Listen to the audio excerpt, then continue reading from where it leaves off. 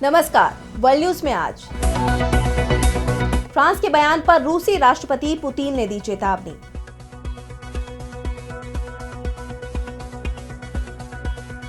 रूस और यूक्रेन के बीच चल रही जंग में अमेरिका पाला बदलता दिखाई दे रहा है। डोनाल्ड ट्रंप अब रूस को लेकर नरमी दिखा रहे हैं। उनका कहना है कि रूस को शांति वार्ता की टेबल पर लाने के लिए ये जरूरी भी है। इसके साथ ही यूक्रेन की मदद रोककर वो यूक्रेन को भी बातचीत के लिए तैयार कर रही हैं। लेकिन ट्रंप के फैसले से यूरोप के देश नाराज दिखाई दे रहे हैं, जिसमें फ्रांस की तरफ से कुछ ज्यादा आक्रामक रवैया अपनाया जा रहा है। फ्रांस के राष्ट्रपति मैक्रो ने रूस को लेकर बड़ा बयान दिया, जिसे लेकर पुतिन ने पलटवार करते हुए कहा कि नेपोलियन का अंजाम भूल गया है फ्रांस। तो पुतिन की फ्रांस को चेतावनी पर हम विस्तार से करेंगे चर्चा, लेकिन आइए जरा उन खबरों को भी देख लें जिन पर आगे होगी बात। टैरिफ प्लान पर ट्रंप ने फिर मारी पलटी। कनाडा और मेक्सिको पर टैरिफ को 1 महीने के लिए फिर टाला। टैरिफ को लेकर चीन और अमेरिका के बीच बात जंग तक पहुंची। पाकिस्तान ने हिंदुस्तान की बढ़ाई मुश्किल, चीन को सौंप दिया 5000 एकड़ का इलाका। पाकिस्तान में सैन्य बेस तैयार करेगा चीन। हिंदुस्तान के साथ अमेरिका की भी बढ़ती दिख रही है चिंता। और चलते चलते में देखेंगे सुनीता विलियम्स की वापसी की आई खबर को। सुनीता विलियम्स 9 महीने से अंतरिक्ष में है। 19 मार्च को वो धरती पर लौटेंगी। अमेरिका ने यूक्रेन की मदद से इनकार कर दिया है। हर तरह की खुफिया जानकारी देने से भी मना कर दिया है। अमेरिका के राष्ट्रपति डोनाल्ड ट्रंप का कहना है कि उनके इस कदम से ही रूस और यूक्रेन के बीच चल रही जंग रुक सकती है। लेकिन ट्रंप के फैसले का यूरोप के देश विरोध कर रहे हैं। जर्मनी, फ्रांस और ब्रिटेन की तरफ से ट्रंप को अपने फैसले पर फिर से विचार करने को कहा जा रहा है। लेकिन ट्रंप अपने फैसले पर विचार करना तो दूर, यूरोप को ही आंख दिखा रहे हैं। जिसके बाद यूक्रेन के समर्थन में यूरोपीय यूनियन के 27 देशों ने बेल्जियम की राजधानी ब्रुसेल्स में आपातकालीन बैठक बुलाई, जहां यूरोपीय नेताओं ने रक्षा खर्च में भारी वृद्धि पर सहमति जताई है। यूरोपीय देशों की कोशिश थी कि बैठक में यूक्रेन के समर्थन में एक संयुक्त बयान जारी किया जाए, जिससे रूस के साथ अमेरिका को भी मैसेज दिया जा सके। लेकिन हंगरी ने इस योजना का विरोध कर दिया, जिसके चलते यूरोपीय यूनियन के बीच मतभेद ही सामने दिखाई देने लगा है। बैठक में रूस को लेकर सबसे ज्यादा आक्रामक रवैया फ्रांस का ही दिखाई दिया। डोनाल्ड ट्रंप ने यूरोपी को खुफिया मदद देने से इनकार किया, तो फ्रांस ने यूक्रेन को खुफिया मदद देने का ऐलान कर दिया। फ्रांस की तरफ से पूरे यूरोप को सुरक्षा छतरी उपलब्ध कराने की बात भी कह दी गई है। मैक्रो ने कहा कि रूस केवल यूक्रेन पर ही नहीं रुकेगा, बल्कि पूरे यूरोप और उसके बाद अमेरिका के लिए भी बाद में वो खतरा बनेगा। यूरोप की बेहतरी के लिए अमेरिका को तुरंत ही रूस से अलग हो जाना चाहिए। फ्रांस के राष्ट्रपति मैक्रो के इन बयानों ने रूस को नाराज कर दिया, जिसके बाद रूसी राष्ट्रपति व्लादिमीर पुतिन ने भी सीधी चेतावनी दे दी है। उन्होंने मैक्रो का नाम तो नहीं लिया, लेकिन जो कुछ कहा वो सीधे सीधे फ्रांस को जवाब माना जा रहा है। रूसी राष्ट्रपति पुतिन ने मैक्रो का नाम लिए बिना कहा कि यूरोप में अभी भी कुछ लोग हैं जो नेपोलियन के समय में वापस जाना चाहते हैं। वो ये भूल जाते हैं कि नेपोलियन का अंजाम क्या हुआ था। दरअसल पुतिन यहाँ पर 19वीं सदी में फ्रांस के सम्राट रहे नेपोलियन की बात कर रहे थे, जिन्होंने 1812 में मॉस्को पर हमला बोल दिया था। लेकिन भारी सर्दी की वजह से उन्हें काफी जान माल का नुकसान उठाते हुए करारी हार का सामना करना पड़ा था। मॉस्को की जंग में नेपोलियन का जो नुकसान हुआ, उसके बाद उनका साम्राज्य सिमटना शुरू हो गया और 18 जून 1815 को वाटरलू की लड़ाई में नेपोलियन को निर्णायक हार का सामना करना पड़ा था। और अब पुतिन ने एक बार फिर फ्रांस को नेपोलियन की याद दिला दी है। राष्ट्रपति पुतिन के नेपोलियन वाले बयान के पहले रूसी विदेश मंत्री सर्गेई लावरोव ने भी मैक्रो की निंदा की। उन्होंने कहा कि फ्रांस के राष्ट्रपति द्वारा परमाणु नीति की बात करना रूस के लिए एक नया खतरा पेश कर रहा है। उनका भाषण परमाणु धमकी का साफ संकेत है। फ्रांस की महत्वाकांक्षा पूरे यूरोप का संरक्षक बनने की है। ये अमेरिकी परमाणु सुरक्षा व्यवस्था को भी चुनौती देता है। ये ना तो फ्रांस की सुरक्षा के लिए सही होगा और ना ही उसके सहयोगियों के लिए। रूस के सख्त तेवर और ट्रंप के फैसले के चलते अब बात तो साफ हो गई है कि यूरोप और यूक्रेन दबाव में है। और इसी दबाव के चलते यूक्रेन के राष्ट्रपति वोलोदिमीर ज़ेलेंस्की अब शांति वार्ता के लिए तैयार हो गए हैं। उन्होंने खुद इस बात की जानकारी दी है।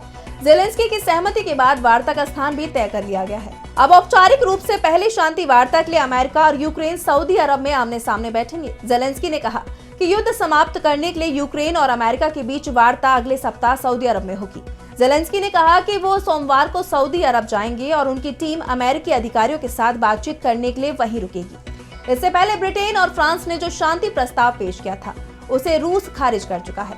ऐसे में अमेरिका किन शर्तों के साथ रूस को युद्ध विराम के लिए तैयार करेगा, इस पर सभी की नजरें टिकी हुई हैं। और अब रुक करते हैं अगली खबर की ओर। अमेरिकी राष्ट्रपति डोनाल्ड ट्रंप ने कनाडा और मेक्सिको पर लगाए गए नए टैरिफ से कई उत्पादों को हटाने का फैसला लिया है। दरअसल ट्रंप ने कार निर्माताओं को 25% इंपोर्ट ड्यूटी से 30 दिनों के लिए अस्थायी रूप से छूट का ऐलान किया। उन्होंने ये शुल्क एक दिन पहले ही लागू किया था।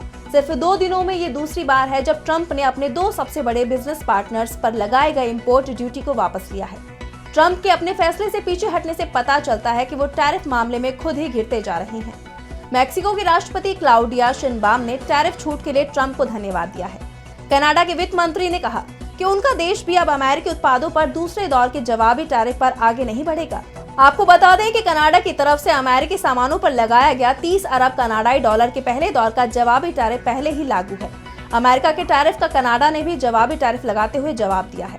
इसे भी ट्रंप के कदम पीछे खींचने की वजह माना जा रहा है। ट्रंप ने कहा कि वो मैक्सिको की राष्ट्रपति के साथ फोन पर बातचीत के बाद 2 अप्रैल तक छूट देने पर सहमत हुए हैं। इसमें उनका मकसद कार निर्माताओं और कार पार्ट्स के सप्लायर्स की मदद करना है। मीडिया रिपोर्ट्स के मुताबिक कनाडा के प्रधानमंत्री जस्टिन ट्रूडो ने कहा कि टैरिफ को लेकर अमेरिकी राष्ट्रपति ट्रंप के साथ फोन पर उनकी दिलचस्प बातचीत हुई। हालांकि अभी भी अमेरिका और कनाडा के बीच टकराव का अंदेशा बना हुआ है। राष्ट्रपति डोनाल्ड ट्रंप की तरफ से छेड़े गए टैरिफ और ट्रेड वॉर के बीच चीन ने अमेरिका को जंग की धमकी दे डाली है। चीन का कहना है कि अगर अमेरिका जंग चाहता है, फिर चाहे वो टैरिफ की जंग हो, व्यापार की जंग हो या किसी और तरह की जंग हो, हम हर जंग लड़ने के लिए तैयार हैं। चीन के इस बयान ने वैश्विक स्तर पर भूचाल ला दिया है। चीन का ये बयान अमेरिका पर जवाबी टैरिफ लगाने के बाद आया है। वहीं अमेरिका ने भी चीन की धमकी का जवाब उसी अंदाज में दिया है। अमेरिकी रक्षा मंत्री पीट हेगसेथ का कहना है कि अमेरिका भी चीन के साथ युद्ध के लिए तैयार है। दोनों देशों के बीच इस जुबानी जंग ने पूरी दुनिया में खलबली मचा दी है। दुनिया के 2 ताकतवर देशों ने पहली बार इस तरह एक दूसरे को ट्रेड वॉर के बीच सीधे जंग की धमकी दे डाली है। इससे साफ है कि आने वाले दिनों में अमेरिका और चीन के रिश्तों में और अधिक तनाव आ सकता है। और अब अगली खबर में बात करेंगे भारत के खिलाफ पाकिस्तान की बड़ी साजिश की। पाकिस्तान और चीन भारत के खिलाफ हमेशा नई नई साजिशें रचते रहते हैं और अब फिर से पाकिस्तान ने भारत के खिलाफ एक और नापाक साजिश रची है। चीन और पाकिस्तान ने एक रणनीति पर काम करना शुरू कर दिया है। इसके लिए पाकिस्तान ने बलूचिस्तान में 5000 एकड़ जमीन चीन को दी है। पाकिस्तान के पूर्व सैन्य अधिकारी आदिल रजा ने दावा किया है कि पाक ने चीन को 5000 एकड़ जमीन दी है। चीन को दक्षिणी बलूचिस्तान में बंदरगाह और हवाई अड्डा बनाने के लिए जमीन दी गई है। पूर्व सैन्य अधिकारी रजा ने दावा किया है कि करीब 7 साल पहले चीनी राज्य टेलीविजन ने बलूचिस्तान के जीवानी क्षेत्र में इसी तरह के डेवलपमेंट के लिए पाकिस्तान के साथ समझौता करने की बात कही थी। इस पर हस्ताक्षर करने की जानकारी भी सामने आई थी। हालांकि फिलहाल इस बात की आधिकारिक पुष्टि नहीं हो पाई है कि क्या सच में पाकिस्तान ने चीन को नौसेना बंदरगाह और हवाई अड्डा बनाने के लिए 5000 एकड़ जमीन दी है या नहीं। इसे भारत के खिलाफ एक बड़ी साजिश के तौर पर देखा जा रहा है, क्योंकि चीन लंबे वक्त से हिंद महासागर में अपना वर्चस्व जमाने की फिराक में है। भारत को कमजोर करने के लिए चीन इसके अगल बगल बंदरगाहों का जाल बना रहा है। इस योजना को स्ट्रिंग ऑफ पर्ल्स का नाम भी दिया गया है। चीन भारत के आसपास ऐसे कमर्शियल बंदरगाहों का निर्माण कर रहा है जो आगे चलकर सैन्य गतिविधियों के लिए इस्तेमाल किया जा सके। बता दें कि चीन के ऐसे प्रोजेक्ट अक्सर काफी सीक्रेट होते हैं, जिनका पता चलने में महीनों और सालों लग जाते हैं। हालांकि भारत भी चीन की इस रणनीति को काउंटर करने के लिए कड़े कदम उठा सकता है। और अब चलते चलते में बात होगी भारतीय मूल की अंतरिक्ष यात्री सुनीता विलियम्स की। सुनीता विलियम्स लगभग 9 महीने अंतरिक्ष में बिताने के बाद धरती पर लौटने के लिए तैयार है।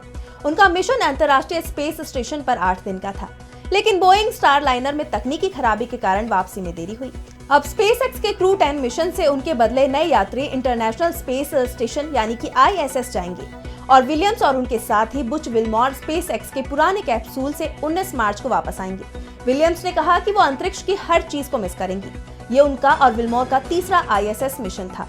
लंबे वक्त तक अंतरिक्ष में रहने से उन्हें कुछ भावनात्मक चुनौतियों का सामना करना पड़ा, लेकिन उन्होंने इस बात का आनंद लिया। विलियम्स अपने पालतू कुत्तों से मिलने को बेताब हैं।